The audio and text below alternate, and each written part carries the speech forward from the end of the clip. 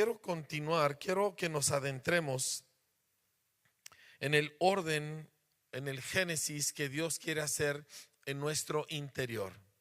Nosotros vimos ya mucho sobre el exterior y es un paso inicial esencial, pero el objetivo de Dios es crear génesis adentro de nosotros y que nosotros funcionemos en nuestro interior como Dios funciona, porque somos sus hijos y fuimos hechos a imagen suya. Así que quiero que nosotros nos vayamos a Génesis capítulo 2 y vamos a empezar nuestro estudio el día de hoy en el versículo 7, donde Dios crea al hombre. Dice: entonces Jehová Dios formó al hombre del polvo de la tierra y sopló en su nariz aliento de vida, y fue el hombre un ser viviente. Nuevamente quiero que prestemos atención a los nombres y quiero que no olvidemos esto hasta el final del estudio, porque es clave, es esencial. Jehová Dios, este nombre se repite 11 veces en Génesis capítulo 2 y es el nombre que Dios usa en relación a la raza humana. Jehová Dios, como vimos, Jehová es el nombre personal de Dios, es el nombre que implica todo lo que Él es en su esencia y su relación para con nosotros. Y Dios, Elohim, es el nombre del Dios supremo, el que tiene toda la autoridad, el que gobierna todas las cosas, el que está por encima de todo. Y Jehová Dios entonces crea al hombre, forma al hombre del polvo de la tierra y le imparte algo de sí mismo, le imparte su propio espíritu. Es importante que nosotros entendamos que la creación del hombre para Dios siempre ha sido algo personal. No fue una cosa que Dios aventó desde lejos. No fue algo que Dios le habló a la tierra y sucedió. Siempre el hombre es personal para Dios. En lo que el hombre hace en obediencia a Dios y también en lo que el hombre hace en rebeldía contra Dios es personal, porque Dios puso parte de sí mismo adentro del ser humano. El pecado nunca es algo a la ligera, ¿verdad? Y tampoco la obediencia y la fe. Son cosas que Dios valora de una manera muy, muy personal. En Génesis 2:8 dice: y Jehová Dios plantó un huerto en Edén, al oriente, y puso ahí al hombre que había formado. Aquí Jehová Dios, nuevamente, en su relación con el hombre, le prepara al hombre un hogar indescriptible, un lugar de belleza y placer. La palabra Edén, que es el área del mundo donde Dios puso el huerto, la palabra Edén significa literalmente placer o deleite. De modo que Dios puso que el hombre viviera en el centro de su mismo deleite, del placer de Dios. Y luego Dios hace, en el versículo 9 dice: y Jehová Dios hizo nacer de la tierra todo árbol delicioso a la vista y bueno para comer, también el árbol de vida en medio del huerto y el árbol de la ciencia del bien y del mal. Aquí vemos 3 versículos, cada uno empezando con la frase Jehová Dios. Y en nosotros vemos que Dios llena ese huerto o ese... No me gusta usar la palabra huerto porque pensamos nosotros en los 40 metros cuadrados atrás de la casa. Estamos hablando de un lugar de dimensiones maravillosas y Dios lo llena de una belleza espectacular. Y el hombre está rodeado de belleza visible, tan importante para nosotros. Y luego Dios llena el lugar de sustento, de fruto delicioso que el hombre puede comer y que le da fuerza y que le da sustento. Y finalmente Dios pone en el huerto una parte que solo el hombre, entre todas las criaturas, solo el hombre puede apreciar. Dios pone elecciones. ¿Por qué? Porque el hombre, al igual que Dios, puede elegir, puede decidir. Entonces Dios pone en el centro del huerto el árbol de la vida, que el hombre podía, del cual el hombre podía comer, y el árbol del conocimiento del bien y del mal, el cual veremos más adelante Dios le prohibiría al hombre. Pero aquí vemos nosotros que el huerto entonces contenía Era un lugar del placer divino, era un lugar lleno de belleza, era un lugar lleno de sustento y era un lugar donde el hombre tomaba decisiones. Esta es una parte esencial porque sin decisiones el hombre es reducido a ser como cualquier otra criatura. El hombre ya no es hombre si no tiene la capacidad de decidir. Personas preguntan, ¿por qué Dios puso eso? Porque Dios no nos hizo animalitos. Dios nos hizo a su imagen y Dios escoge. Y si nosotros escogemos es porque fuimos hechos a imagen de Dios, pero cada elección tiene consecuencias. Ahora, en el siguiente versículo hay un cambio. Pero es importante que nosotros entendamos algunas cosas antes de ver lo siguiente. Uno, así como el hombre tiene esta capacidad para decidir, es esencial entender que de cómo él use esta capacidad dependerá su vida. La vida no depende de la suerte, la vida no depende de lo que otra gente hace, bien o mal. La vida depende de lo que yo escojo. Desde el huerto de Edén, cuando todo era perfecto, hasta el día de hoy, donde la vida es mucho más complicada, la vida depende de mis elecciones. Ahora, la imagen o el ambiente que nosotros vemos de este pasaje es que Dios se deleita en el hombre. O sea, lo bendice y le provee y no le da lo necesario, le da en una riqueza y en una abundancia. Dios no necesitaba hacer colores para sostener al hombre. Dios no necesitaba hacer miles de diferentes tipos de árboles y plantas y granos que tuvieran toda clase de sabores y texturas. Pero Dios quería hacer esto para el hombre. Dios no necesitaba llenar aquello de color y de aves y de flores y de toda clase de cosas hermosas. Pero Dios quería hacer esto por el hombre porque Dios ama al hombre. Y no solamente ama al hombre, se deleita en el hombre. Esto es una parte muy importante, como también veremos más adelante. Y de esto, esta es la base para el orden de nuestro interior. Lo veremos un poquito más adelante, pero este es el fundamento de que Dios, mire, cuando gente llega a descubrir que Dios no solo le ama, porque uno puede amar a un hijo rebelde, uno puede amar a un hijo que lo ha desilusionado a uno, uno puede amar a un hijo pues que es un desastre, porque pues en fin es hijo y uno lo ama, pero que me deleite en él. Porque cuando Jesús aparece en la escena, Dios no dijo, este es mi hijo amado, cuánto lo amo. Dijo, este es mi hijo amado, cuánto placer me causa mi hijo. Cómo me complazco en él. Y a partir de aquí, brota la vida y brota el ministerio de Cristo. Qué fuerte. Y que uno llegue a descubrir que Dios se deleita en uno. Que uno le cae bien a Dios. Y quiero no usar esta idea en una forma equivocada. Porque luego que la mente humana a veces rebaja, ay, si yo le caigo muy bien a Dios. No estamos hablando así. Estamos hablando del placer del cielo. Y que Dios voltea a ver un hombre y se deleita en su existencia. Este es el cimiento de todo el orden de Dios, de todo lo que Dios crea adentro de nosotros. Ahora hay leyes, hay límites, sí las hay, pero este es el fundamento. Lo último que quiero dejar muy grabado en su mente y en la mía es que Dios está a favor del hombre siempre. Siempre. Cuando Dios prohíbe, está a favor del hombre. Cuando Dios suple, está a favor del hombre. Cuando Dios detiene algo, está a favor del hombre. Cuando Dios exhorta, está a favor del hombre. Cuando Dios elogia, está a favor del hombre. Dios nunca está en nuestra contra. De tal manera Dios amó al hombre rebelde, que dio a su único hijo para darnos vida eterna. Dice, de este cimiento podemos partir. Adán lo tenía.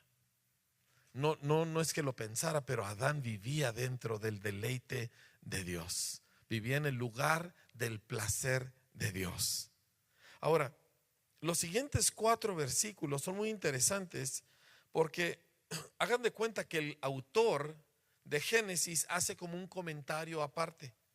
Dice, y salía de Edén, del placer de Dios, un río para regar el huerto, y de ahí se repartía en 4 brazos. El nombre de uno era Pisón, este es el que rodea toda la tierra de Havila, donde hay oro. Y el oro de aquella tierra es bueno, hay también ahí bedelio y ónice. El nombre del segundo río es Gihón, este es el que rodea toda la tierra de Cus. El nombre del tercer río es Hidekel, este es el que va al oriente de Asiria. Y el cuarto río es el Éufrates. El comentario del autor de Génesis es ahora en el presente. Dice, estos ríos están aquí y aquí y acá. Pero los comentaristas, tanto judíos como cristianos de este pasaje, dicen que del deleite de Dios y de su afecto para con los hombres sale el agua, la vida. Acuérdense que el territorio de todo esto son lugares desérticos, son regados por ríos. Egipto, Etiopía, Asiria, lo que es ahora Irak, Babilonia, Siria, todos esos países no son regados por lluvia, son regados por ríos. Y los ríos surgen, así como la vida surge, del hecho de que Dios ama lo que Él ha hecho y se deleita en lo que Él ha hecho. Y cuando el hombre capta la buena voluntad de Dios para con nosotros en Cristo, es cuando puede empezar a experimentar la vida y el orden que es necesario para esa vida. Vamos a ir un poco más adelante. Génesis capítulo 2, versículo 15, dice: tomó pues Jehová Dios al hombre. Otra vez se fija que volvemos a los nombres. En los 4 versículos que les acabo de leer no se menciona a Jehová Dios. Pero cuando volvemos con Adán, otra vez Jehová Dios. ¿Por qué? Porque hay una relación completa, correcta entre este hombre y el Creador. Él es su suprema y absoluta autoridad, pero también es el Dios que vive adentro de él y también es el Dios que se deleita en él. Y en esta conexión es la relación de Adán con Dios. Tomó pues Jehová Dios al hombre y lo puso en el huerto de Edén para que lo labrara y lo guardase. Ya hemos hablado de esto en el pasado. Y mandó Jehová Dios al hombre diciendo: de todo árbol del huerto podrás comer, pero del árbol de la ciencia o del conocimiento del bien y del mal no comerás, porque el día que de él comieres ciertamente morirás. Y aquí Dios le establece al hombre límites. Diga conmigo: límites. Usted quiere orden en su vida interior, usted necesita límites. Usted quiere que sus pensamientos no sean una confusión, necesita límites. Usted quiere no ser presa de sus sentimientos, usted necesita límites. Los límites, familia, no nos reducen, los límites nos definen, los límites nos direccionan, pero nunca nos aplastan. Cuando Dios le dice no hagas esto, entienda que Dios está a favor suyo y que el límite no le va a hacer daño. Todo lo contrario, el límite le va a permitir vivir y avanzar. Pero los límites tenían que ver con elecciones. Adán necesitaba elegir, porque Dios hizo al hombre un ser responsable. Diga conmigo: responsable. Esta es una cosa con la que batallamos los seres humanos, pero Dios tiene a todo ser humano por una persona responsable. Y Adán era un hombre responsable de sus elecciones. Nunca existía tal cosa como tú me hiciste enojar o tú me hiciste fracasar. No. Yo soy responsable de mis elecciones. Ahora, puede ser que a mí me toquen mejores circunstancias o peores circunstancias, pero eso no me define. Lo que me define son las elecciones que yo tomo dentro de las circunstancias que me han tocado vivir. Voy a repetir eso. Porque nosotros vivimos en una mentalidad de que porque la situación o la familia o el gobierno o la economía, las circunstancias que me rodean pueden ser buenas o malas, pero esas no son las que me definen. Lo que me define es las elecciones que yo hago dentro de las circunstancias que me han tocado. De esas soy responsable. Vengo de una familia pobre, vengo de un lugar donde faltó un padre o una madre, vengo de una situación de violencia. Todas esas cosas negativas, difíciles, si yo escojo bien, producirán un resultado bueno. Yo soy responsable de escoger bien. Las circunstancias, esas son parte de lo que Dios ha diseñado para cada uno de nosotros. Adán era un hombre responsable y acepta los límites que Dios le pone. Ahora, a partir de aquí, entonces Dios empieza a trabajar con la vida, y escuche bien, con la vida pensante y la vida emocional de Adán, y empieza a darle forma. Pero quiero establecer, y quiero que tome apuntes de esto, quiero dejar en claro que el orden de mi vida interior entonces va a establecerse o va a surgir de tres cosas. Una correcta relación con Dios o una relación completa con Dios. Por ejemplo, si mi relación con Dios es muy emocional y yo siento tan bonito, yo amo al Señor, pero no hay autoridad de Dios sobre mi vida, o sea, yo no estoy en obediencia al Señor, mi relación con Dios no es correcta, no es completa y no habrá orden interior. Y yo tendré éxtasis y vendré a la reunión y oran por mí y yo me caigo y yo lloro y muchas cosas pasan, pero así como subí a las alturas, al día siguiente voy a bajar a las profundidades. ¿Por qué? Porque no hay autoridad de Dios en mi relación con Dios. Y no se puede tener orden interior a menos que haya una relación correcta con Dios. ¿Sí? Por eso Jesús dijo: el que me ama, obedézcame. Así de sencillo. No se pueden separar estos dos elementos. Jehová Dios. Dígalo conmigo: Jehová Dios. Ahora, todo ser humano quiere los beneficios del placer de Dios, pero pocos seres humanos quieren su autoridad en sus vidas. Todo ser humano quiere lo bonito o lo que percibimos como bonito de Dios, pero que Dios me gobierne, ahí es donde batallo. Pero lo bonito de Dios no viene a una persona hasta que el gobierno de Dios es abrazado de corazón. Entonces, cimiento número 1 para el orden interior: una relación completa, correcta con Dios.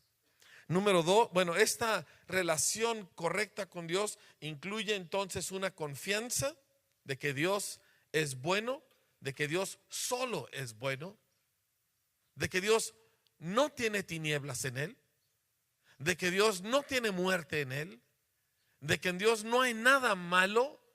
No, eso se imagina. O sea, el apóstol Juan anunció y dijo: este es nuestro mensaje, Dios es luz y en él no hay ninguna oscuridad.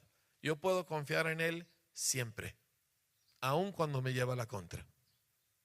Es más, dígale a su vecino: aun cuando me lleva la contra. ¿Dios le ha llevado la contra alguna vez? Levante su mano. ¿Dios le ha llevado la contra alguna vez? ¿Sí? ¿Le hizo caso? No levante la mano. Nunca hay oscuridad en Dios, nunca hay maldad en Dios. Toda buena dádiva, todo don perfecto desciende de lo alto, del Padre de las luces, en el cual no hay cambios ni sombra de variación. Él dice: de su buena voluntad nos hizo renacer en Cristo por la simiente, por la palabra de verdad. Ahora, entonces, confianza que produce obediencia, ¿Cómo sé que alguien confía en Dios? Porque obedece a Dios. Es así de sencillo. Yo confío mucho en Dios. Tus palabras no me pueden mostrar tu fe. Santiago dijo eso muy claro. ¿Cómo puedo yo saber que alguien confía en el Señor, que tiene una fe verdadera? Por su obediencia. Confianza produce obediencia. Repítalo conmigo. Confianza produce obediencia. Sin confianza no hay obediencia. Usted ve a alguien que no obedece la palabra de Dios, no confía en Dios. Usted ve a alguien que no confía en Dios, jamás podrá obedecer la palabra de Dios. Confianza produce obediencia. Si usted dice, es que no puedo obedecer, necesita caer de rodillas y decirle, no creo en ti, no confío en ti, yo confío más en mi propia opinión que en tu buena voluntad. Se arrepienta uno de su incredulidad y entonces puede que empiece a caminar en obediencia al Señor. ¿Sí? Ahora, un pequeño paréntesis pastoral. Es importante que nosotros entendamos que mucha de la oposición de Dios a nosotros, muchas de las veces que Dios nos lleva a la contra, vendrá a través de gente. Tita acaba de pedirle a varios muchachos que vean un video, y creo que lo mencionó el miércoles, sobre cómo se escoge a una novia. Y menciona el predicador joven, ¿verdad?, que cuando un muchacho, primero que nada, hay que estar trabajando en la obra, hay que estar sirviendo al Señor, hay que estar metido adentro, entregado a ello. Y entonces en el Inter tú volteas y ves una muchacha que está metida en la obra, que está trabajando con el Señor. Dice, no hagas nada, espérate un par de años. Si después de 2 años todavía está duro con el Señor, entonces ya puedes empezar a pensar algo al respecto de ella. Y dice, cuando ya empieces a pensar algo al respecto de ella, inmediatamente vete con el hombre o la mujer más espiritual, de más autoridad que tú conozcas, el que te va a decir las cosas que a ti no te gusta oír, y dile lo que estás sintiendo. Y entonces, y solo entonces, si tienes el visto bueno de esa clase de gente, entonces puedes aproximarte a la muchacha. Así es como se escoge novia en el reino de los cielos. Y si tú lo estás haciendo de otra manera, se paga muy caro por hacerlo de otra manera. Muy caro.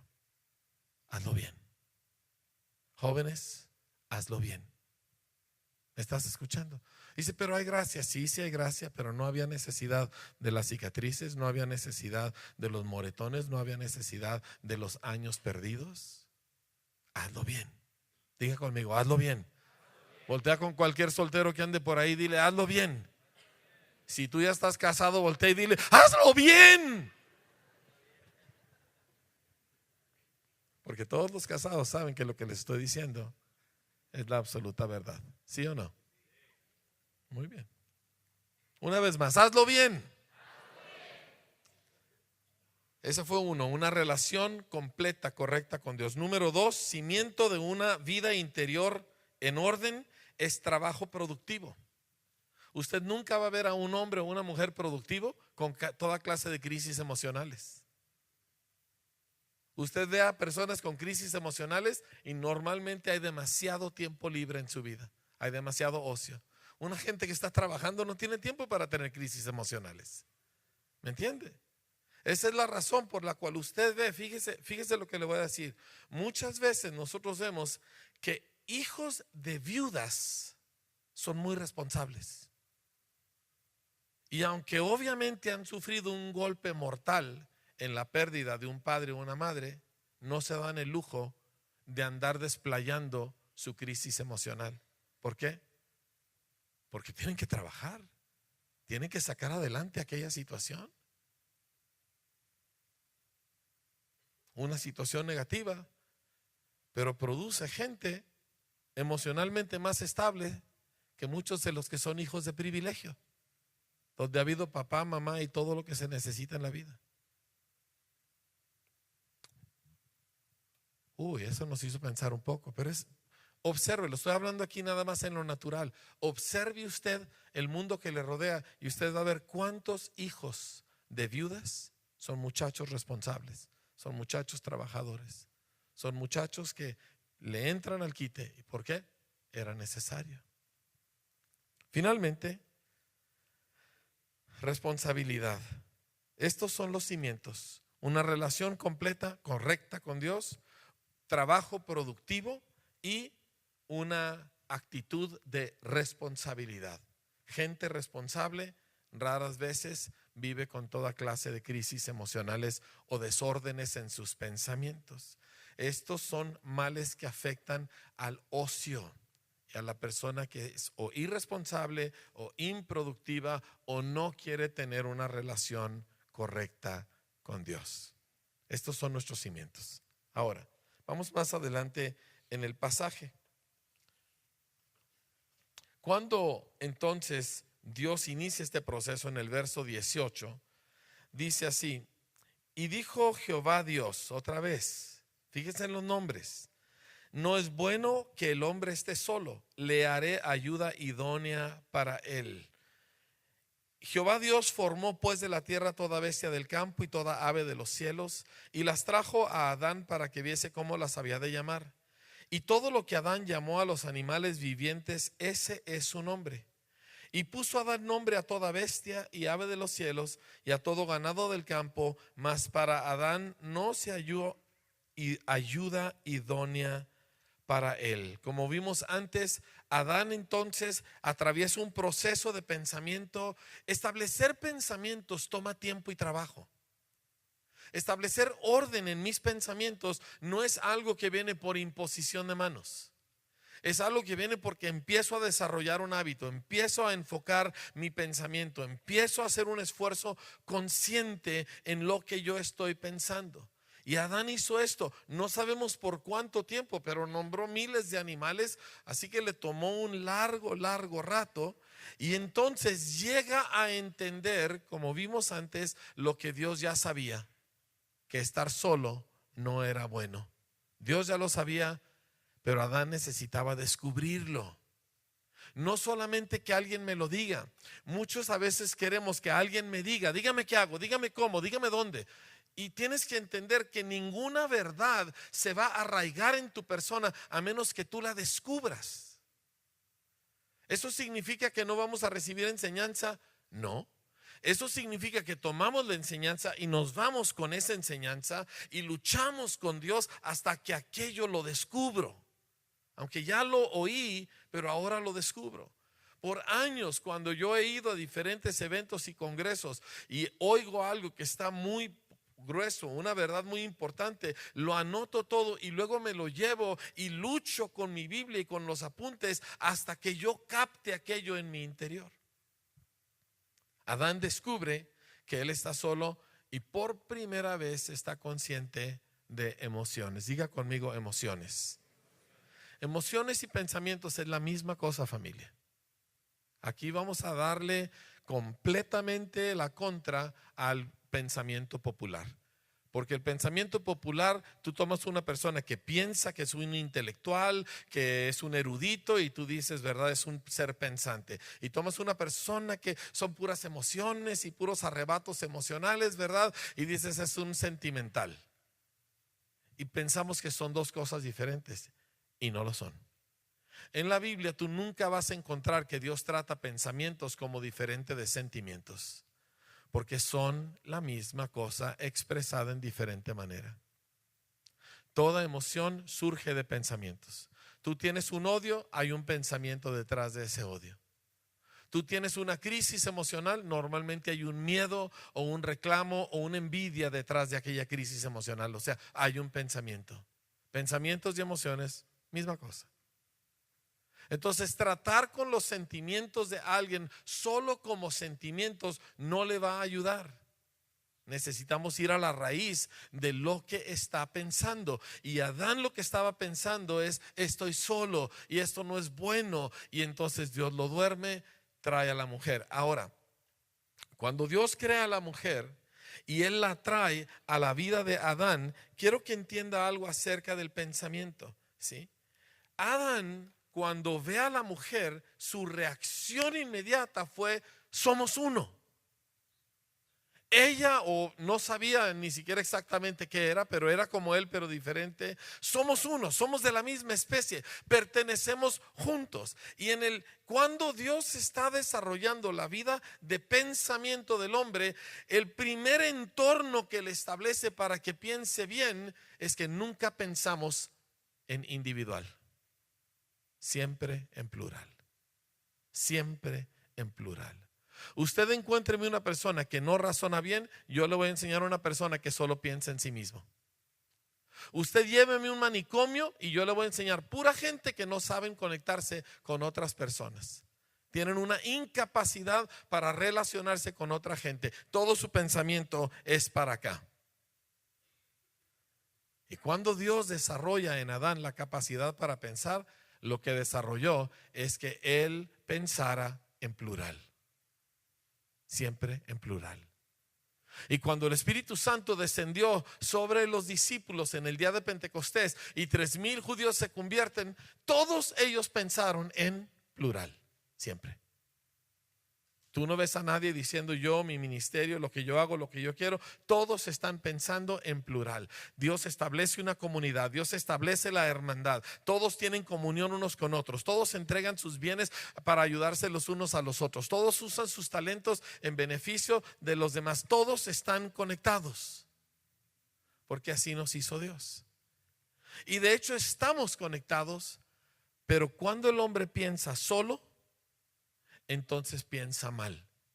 Y no deja de estar conectado, pero en vez de hacerle bien a los que le rodean, les hace daño, porque está pensando solo para acá. No hay tal cosa como que yo no le hago daño a nadie. Yo sé que esa es una frase que se usa mucho, pero no existe esa cosa. Todo lo que yo hago afecta a los demás. Y si yo solo pienso en mí mismo, los afecto para mal siempre. Digo, el ejemplo más clásico que nosotros vemos en nuestra cultura es el hombre que sale de su trabajo, gana poco, su familia es pobre, pero él está muy cansado y se ve y se avienta la mitad en la cantina porque él tiene que relajarse. Él no está pensando en su mujer, él no está pensando en sus hijos, él no está pensando en las necesidades de su casa, él está pensando en él. Ahora, es un ejemplo muy burdo si usted gusta, pero todos los casos donde uno solo piensa en uno va a tronar a otra gente, porque la raza humana estamos conectados.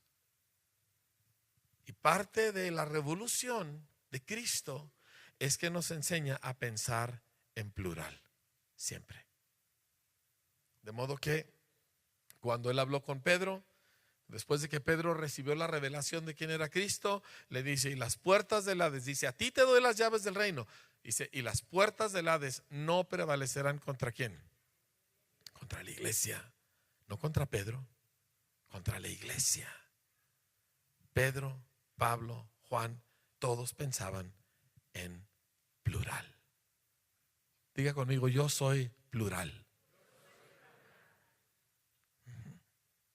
Amén. Qué buena noticia, ¿verdad? No estamos solos y el Señor está poniendo orden a nuestros pensamientos y a nuestros sentimientos, misma cosa, para que funcionemos dentro de esta realidad. Quiero que diga entonces conmigo, el yo, dígalo fuerte, el yo es el peor enemigo de un orden interior. A mí me gustaría que lo escribiera. Si usted está tomando apuntes, escriba esto. El yo es el peor enemigo de un orden interior. Si yo estoy pensando en mí, en la forma que sea, puede ser vanidad, puede ser miedo, puede ser envidia, puede ser cualquier cosa donde yo estoy pensando en yo, habrá caos en tu interior. Tus pensamientos no serán ordenados, tus emociones serán descontroladas. Uy, queda poco tiempo. El asunto es que Adán reacciona bien, piensa bien, siente bien, y el resultado es que él y la mujer son uno. Ahora, el siguiente pasaje que quiero leer es Génesis 3. Y aquí necesito que preste mucha atención. Ya sé que ya estamos terminando, pero necesito estos siguientes 10 minutos, necesito su atención absoluta. Pero la serpiente era astuta, más que todos los animales del campo que Jehová Dios había hecho, la cual dijo a la mujer: ¿con que Dios les ha dicho, no coman de todo árbol del huerto?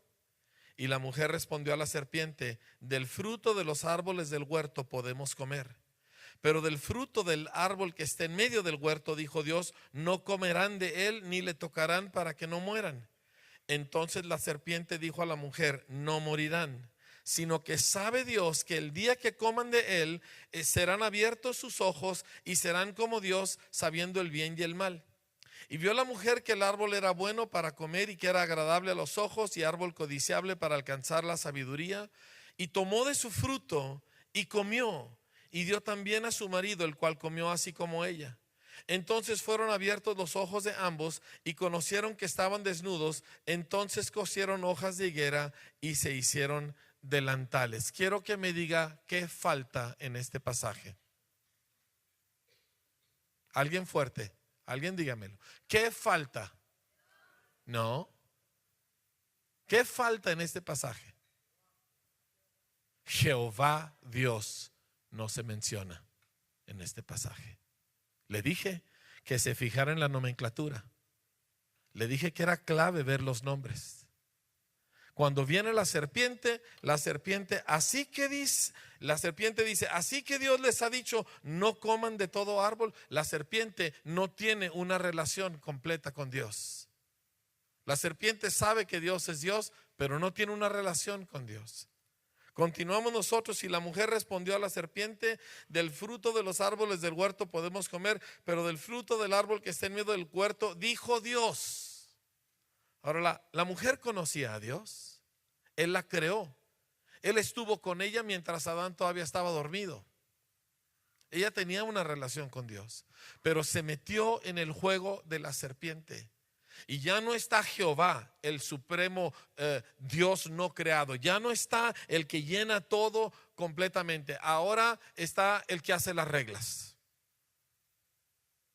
el que establece qué es y qué no es y cómo debe ser.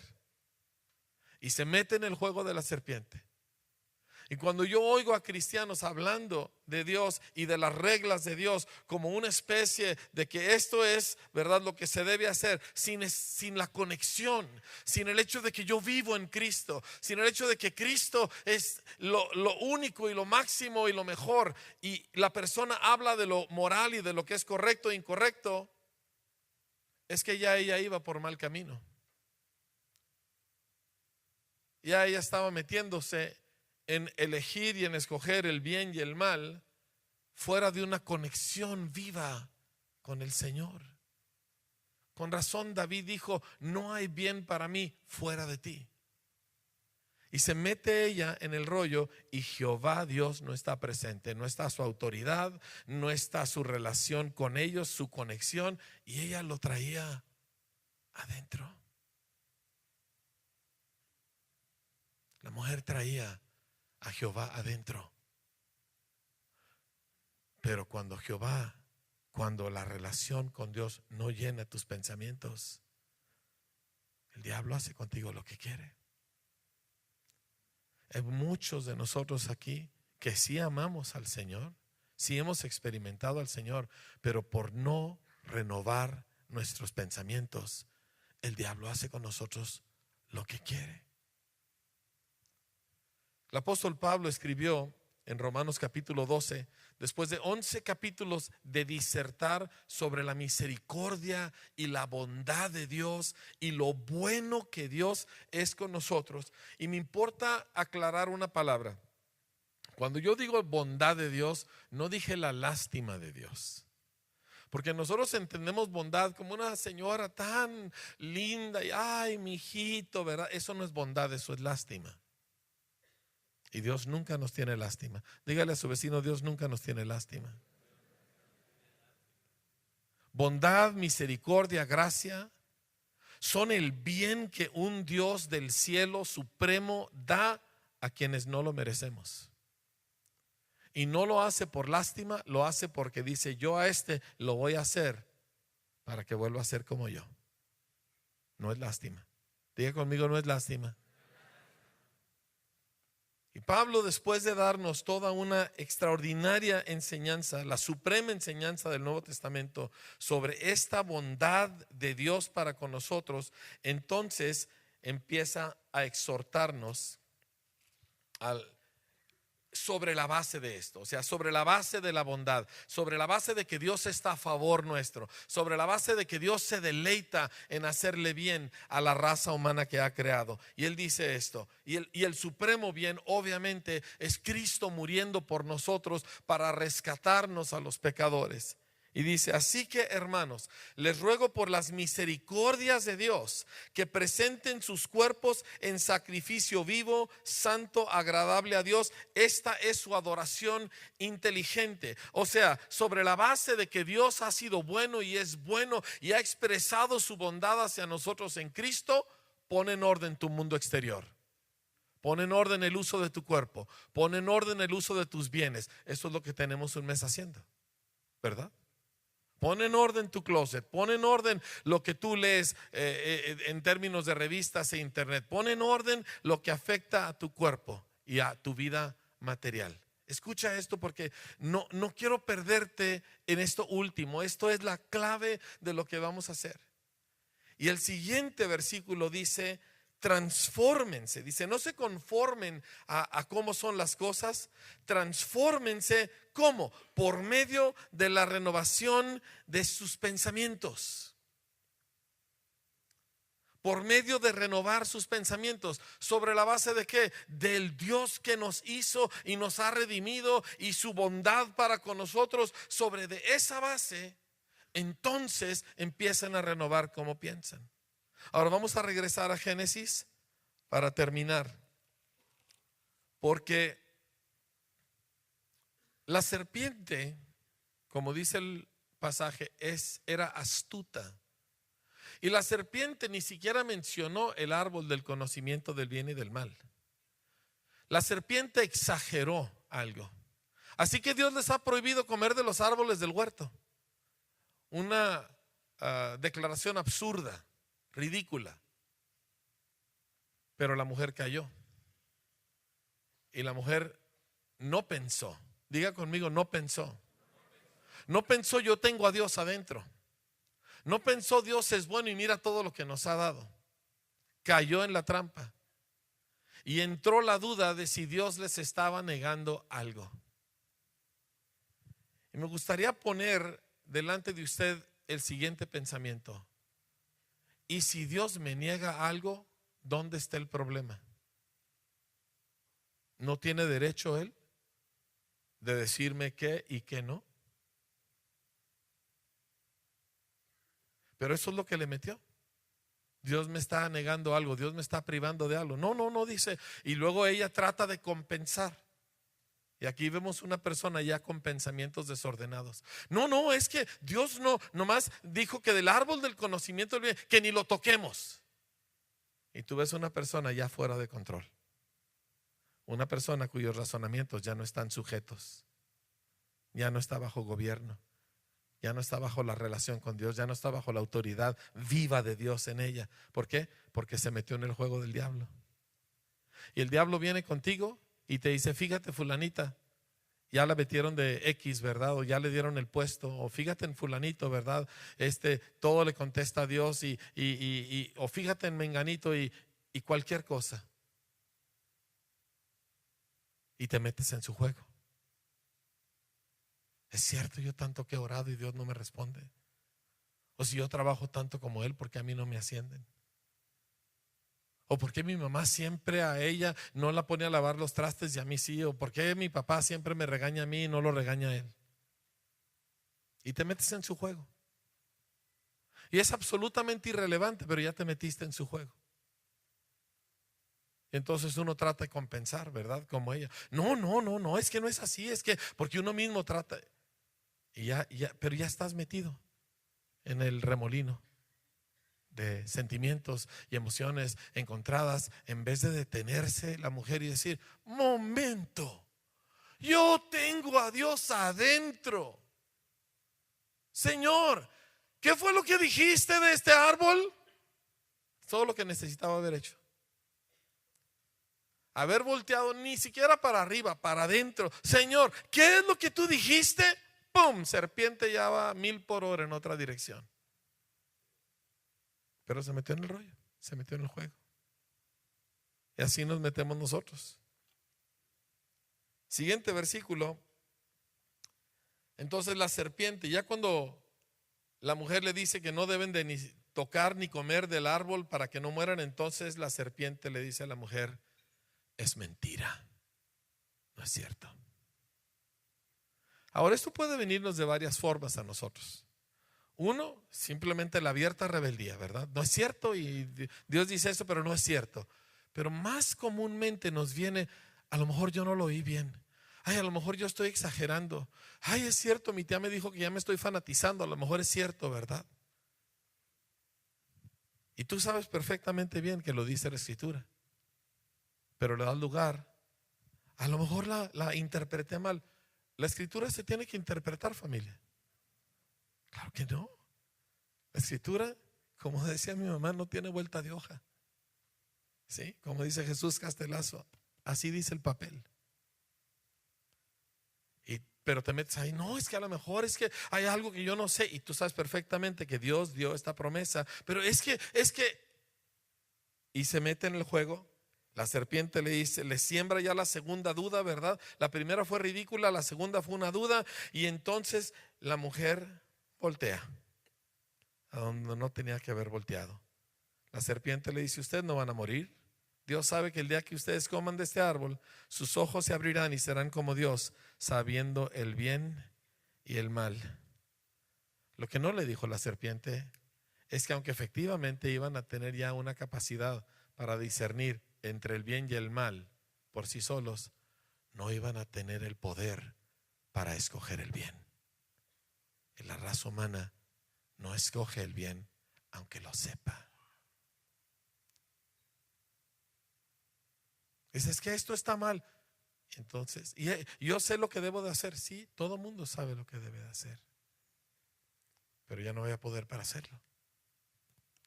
Además, lo que los hombres determinamos que es bueno y malo, aquí hay 700 opiniones al respecto del bien y del mal.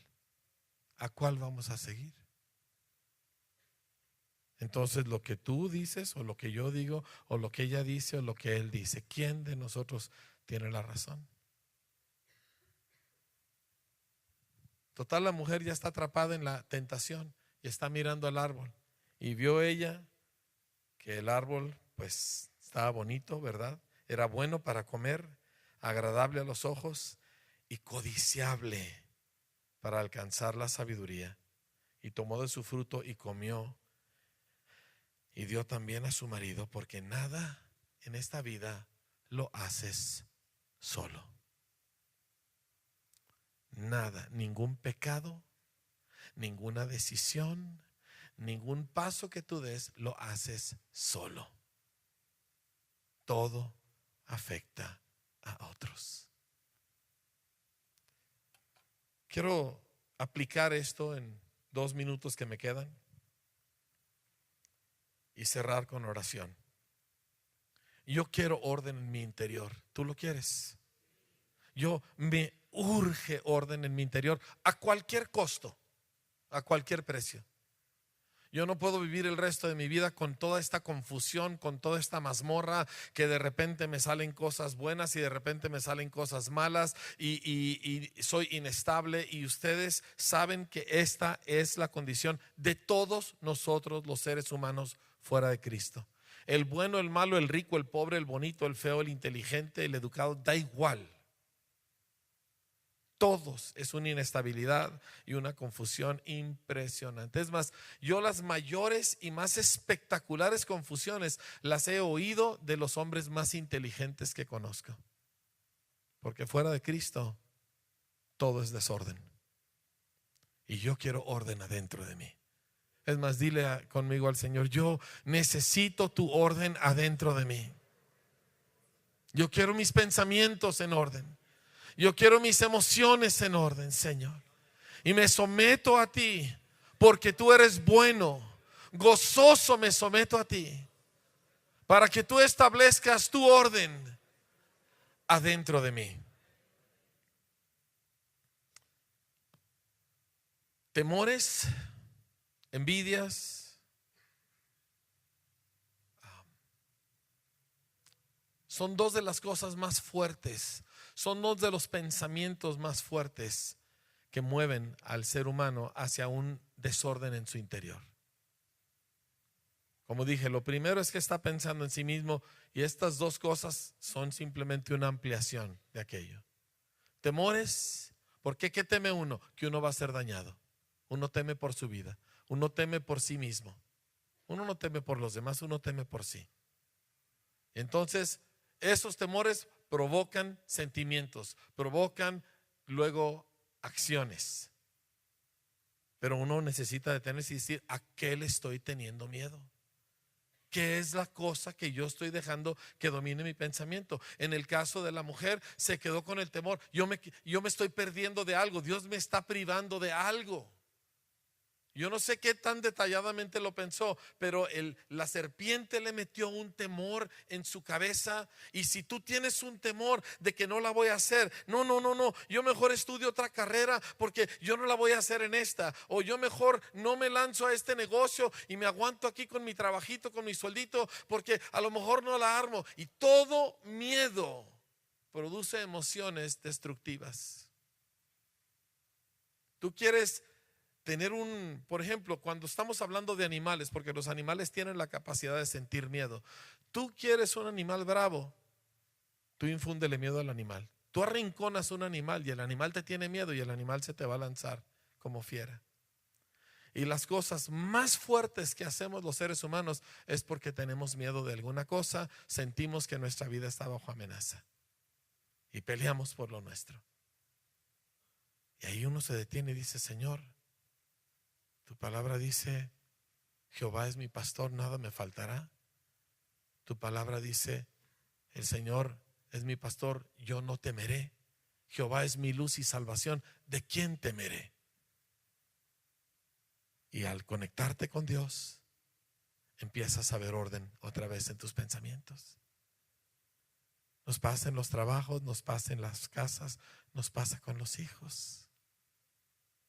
Hay muchos ejemplos, obviamente no podemos entrar en todos ellos, pero sí quiero tocar el de la envidia. Porque pocas cosas hay tan destructivas como la envidia. De hecho, la Biblia dice que la envidia es la emoción más destructiva que existe. Y para todos nosotros es tan vergonzoso reconocer que le tenemos envidia a alguien. Y nadie queremos admitirlo, pero viera cuánta envidia hay. A veces hasta en los lugares más santos, alguien pasa a testificar y gente siente envidia. Se disfraza de depresión, se disfraza de a mí Dios nunca me contesta, se disfraza, pues a mí nunca me han pasado adelante, pero es envidia. Abierta y sencilla, y sencilla envidia de que no me puedo gozar con la bendición que esa persona experimentó. Pero hay veces, padres, tenemos envidia de nuestros hijos porque la hija me salió lista, o porque ella va a tener mejor escuela de la que yo tuve y ahora quiero vivir a través de ella. Y digo que quiero que ella salga adelante, pero la realidad es que yo tengo un reclamo a la vida de por qué yo no tuve esas oportunidades, pero ahora las voy a vivir a través de mi hijo. No, familia, necesitamos nosotros, así como Dios hizo con Adán, prestar atención, y es un proceso largo hasta que yo descubro por qué diantres siento esto. ¿Por qué funciono de esta manera? Lo de Adán de descubrir que estaba solo no fue una cuestión de 3 minutos, fue cuestión de mucho tiempo y trabajo hasta que se dio cuenta lo que le sucedía. Y nosotros como hombres y mujeres y como papás y como hijos y todo lo que hagamos en la vida, necesitamos detenernos y preguntar, ¿por qué hago esto? Mire, la escritura nos dice, obviamente la escritura nos enseña, pero es un trabajo descubrirlo. Pero pienso en la cuestión de los vicios, del alcohol y de las drogas. La escritura es muy clara y dice, deja la bebida fuerte para los de amargado ánimo.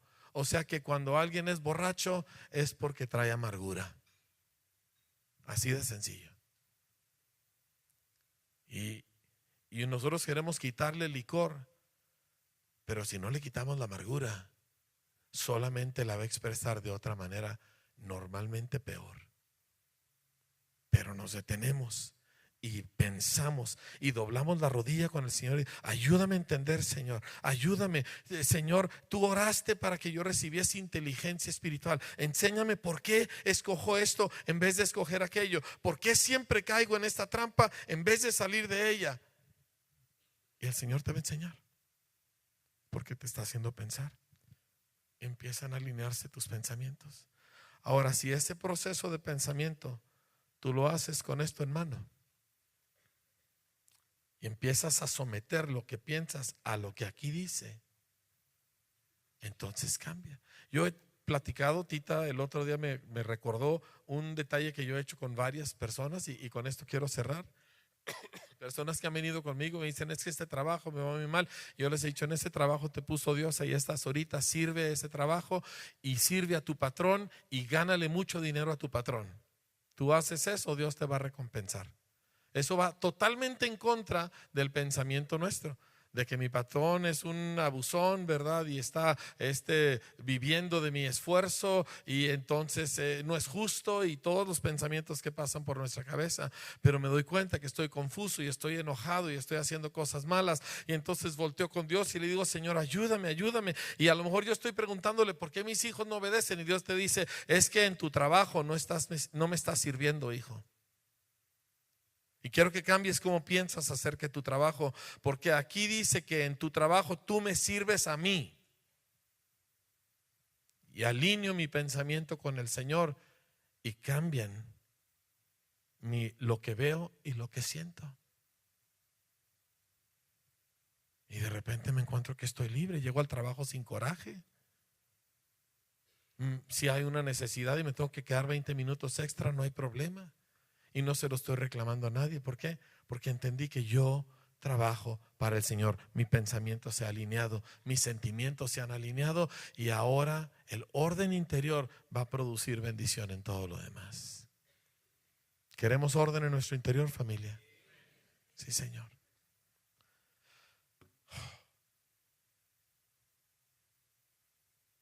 Estamos pensando. Eso es bueno. Veo que estamos pensando, ¿verdad? Sí. Nadie ha bostezado. Nadie está mirando su reloj. Esto es de vida o muerte. Esto es el génesis de Dios ahora adentro de nosotros. Yo lo quiero, Señor. Dile conmigo: yo lo quiero. Yo quiero tu orden adentro de mí, a cualquier precio. Lo que tú quieras, yo quiero tu orden en mí.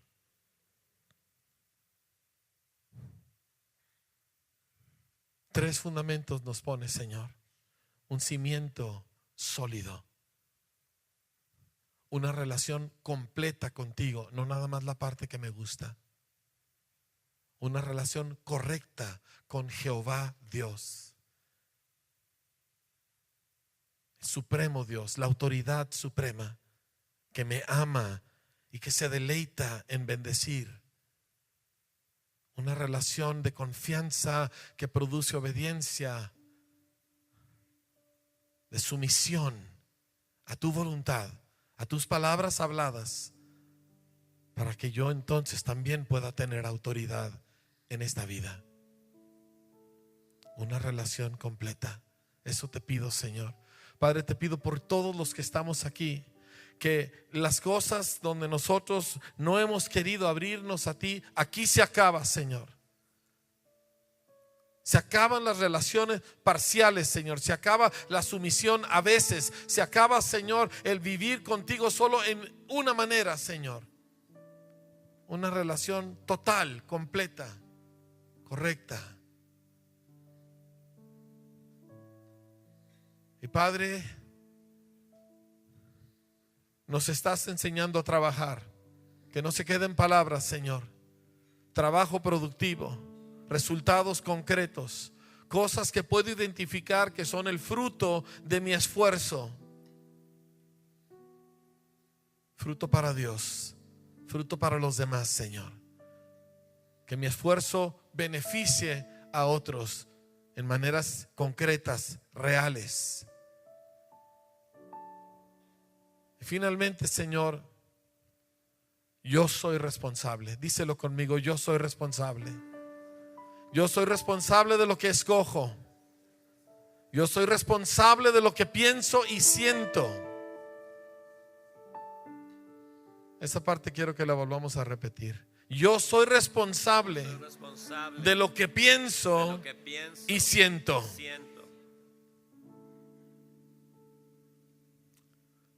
Establece tu orden en mi interior. Y que nuestra vida, dígalo fuerte conmigo, nuestra vida, porque no soy uno, Señor, soy plural. Dígalo de nuevo, soy plural. Mi vida está conectada con mucha gente, para que nuestra vida te glorifique a ti.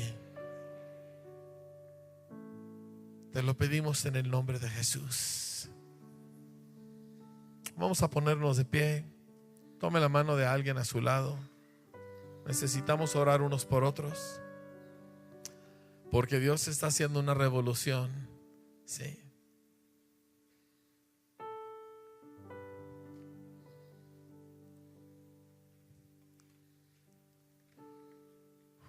Ore por su vecino. Ore con sencillez. Te pido por mi hermana, Señor. Te pido por mi hermano. Basta ya el tiempo pasado, Señor, para haber vivido en desorden, sin control, presas de nuestras emociones y de la confusión de nuestros pensamientos. Y yo te pido por mi hermana y por mi hermano, que hoy es el inicio de un ordenamiento en su interior, hasta que él y ella, junto conmigo, seamos la imagen de Dios en la tierra y sea glorificado el nombre de Jesucristo a través de nosotros, porque somos hechos a tu imagen y a tu semejanza. Amén. Amén. Wow, ¿por qué no levanta sus manos y usted ora al Señor? Acuérdese que usted está orando, pero usted no es uno, usted es plural. Y ore de corazón al Señor.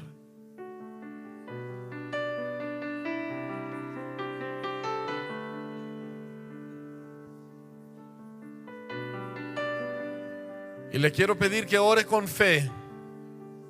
Aquí se acaba el caos, Señor. Aquí se acaba la irresponsabilidad. Aquí dejo de ser improductivo. Y aquí dejo de tratarte como yo quiera.